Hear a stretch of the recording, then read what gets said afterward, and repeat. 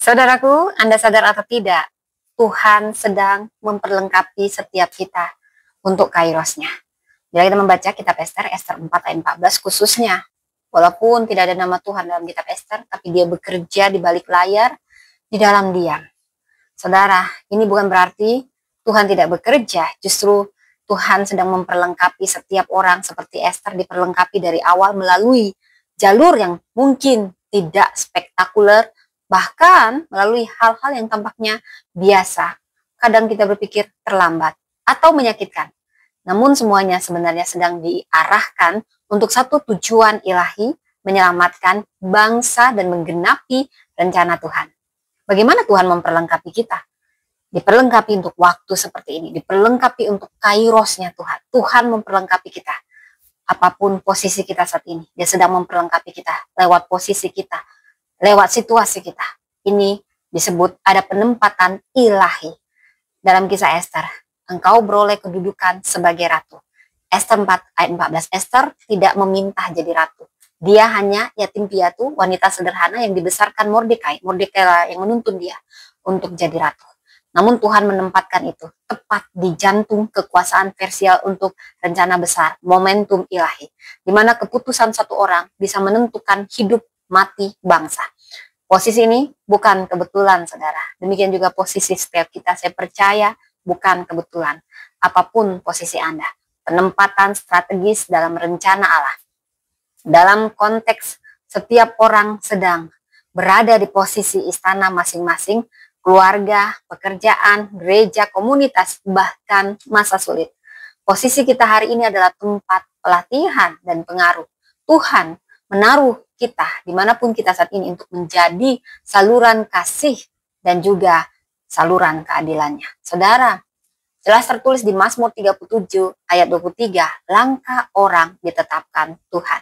Jangan pandang rendah keadaanmu sekarang, sebab Tuhan meletakkan kita, menaruh kita untuk tujuan besar dimanapun kita berada saat ini. Filipi 1 ayat 6. Yang kedua, bagaimana Tuhan memperlengkapi kita untuk kairosnya? Melalui proses. Semuanya proses. Jangan banyak protes saat diproses. Kamu sedang diperlengkapi. Jangan banyak protes saat diproses. Tidak ada yang tidak melalui dapur perujian pemurnian. Nanti belagu. Nanti pondasinya nggak dalam. Sehingga tumbang saat dibawa ke atas. Saudara, penundaan, tekanan justru kadang adalah proses yang sedang memperlengkapi Anda. Jadi jangan kecil hati kalau Anda belum mendapat jawaban dan Anda bingung. Bersukacitalah senantiasa. Ambil bagianmu, gali terus, gali terus. Ester 2-4 ini menunjukkan Ester ditempah dalam keheningan. Saudara, dalam kisah Ester, sebelum dipakai, Ester menjalani masa persiapan panjang, 12 bulan perawatan, isolasi, dan penantian. Dia belajar disiplin, kesabaran, hikmat, dan ketundukan. Karakter yang menjadi senjatanya kelak. Tekanan dari ancaman Haman justru menjadi panggung yang memperlihatkan kekuatan batinnya.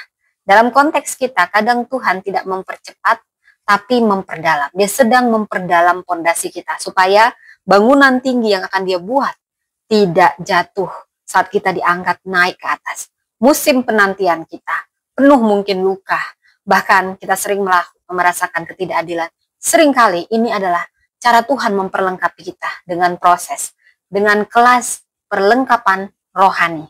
Saudara, tekanan hidup membentuk kita agar kuat dalam kasih karunia, bukan hanya pandai dalam strategi. Saudara, ujian terhadap iman kita ini akan menghasilkan ketekunan. Yakobus 1 ayat 3-4. Engkau telah menguji kami seperti perak diuji. Mazmur 62-66 ayat 10. Dan bagaimana Tuhan memperlengkapi kita? Tuhan memperlengkapi kita melalui pengaruh, favor, dan hikmat ilahi. Pengaruh, favor, dan hikmat ilahi. Ester mendapat kasih karunia di mata semua orang yang melihat dia. Ester 2 ayat 15. Dalam kisah Ester, Tuhan memberi favor. Bahasa Ibraninya hesed atas Ester. Dan saya percaya, saya berdoa, kita semua dipenuhi kasih karunia. Kasih karunia yang membuat kita disenangi seperti Ester disenangi raja dan semua orang. Bahkan semua pelayan suka sama Ester. Ada favor Tuhan. Saat ia akhirnya menghadap raja, favor itu membuka jalan, menyentuh hati Ahasiweros. Tuhan memperlengkapi Ester bukan hanya dengan posisi, tapi juga pengaruh dan hikmat untuk bicara pada waktu yang tepat. Dalam konteks kita, saudara, favor Tuhan adalah mata air rohani yang membuat langkah kita berhasil melebihi kemampuan kita.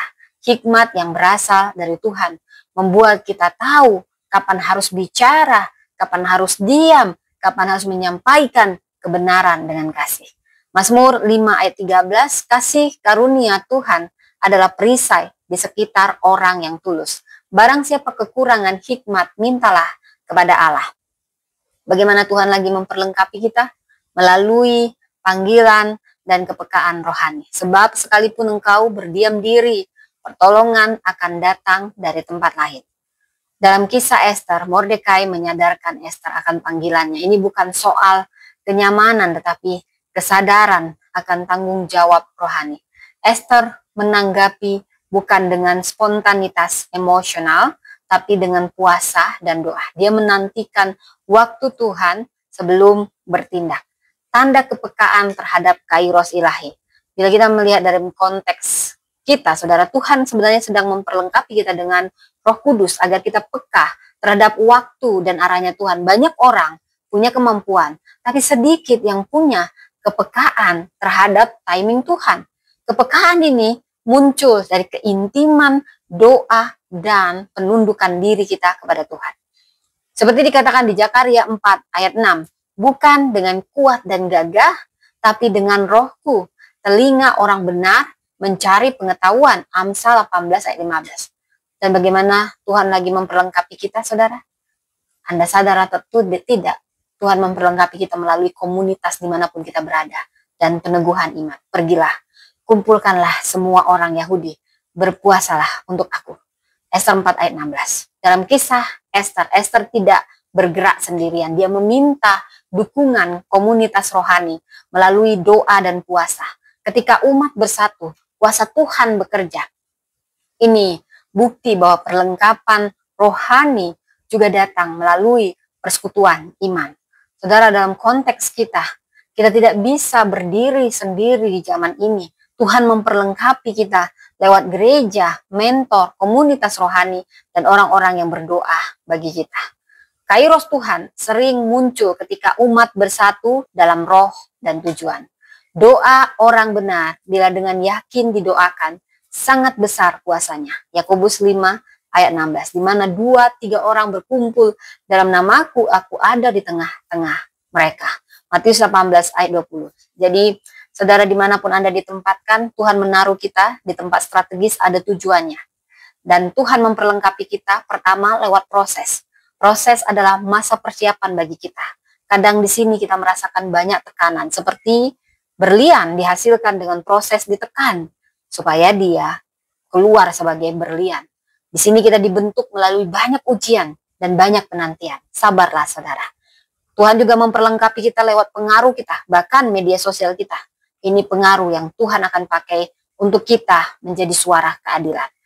Favor dan hikmat Tuhan di hadapan Raja. Favor dan hikmat akan memenuhi kita sebagai perlengkapan Tuhan di tempat-tempat strategis. Ada karunia, ada kasih karunia untuk mempengaruhi yang Tuhan beri bagi kita kepada sekeliling kita. Kemudian Tuhan juga memperlengkapi kita dengan panggilan dan kepekaan. Kesadaran ilahi lewat Mordekai, kepekaan terhadap kairos Tuhan, komunitas, dukungan doa dan puasa. Ini dukungan doa dan puasa umat Yahudi. Ini adalah kekuatan dan persekutuan, dan ini kekuatan dari doa yang sepakat, persekutuan dan doa yang bersama-sama. Ini besar kuasanya, dan kita diperlengkapi di komunitas dimanapun kita berada. Tuhan tidak hanya memanggil, tetapi tentu Dia mempersiapkan kita. Tuhan tidak hanya memberi misi, tapi juga Dia memperlengkapi setiap orang yang Dia panggil untuk misi, visi yang Dia beri. Kadang perlengkapan itu datang dalam bentuk posisi kita saat di mana kita berada saat ini. Kadang lewat proses, penuh tekanan, penantian, bahkan doa yang panjang. Ternyata Tuhan sedang memperlengkapi kita lewat itu. Ketika kita peka, kita akan semakin tahu bagaimana kita harus merespon dengan benar.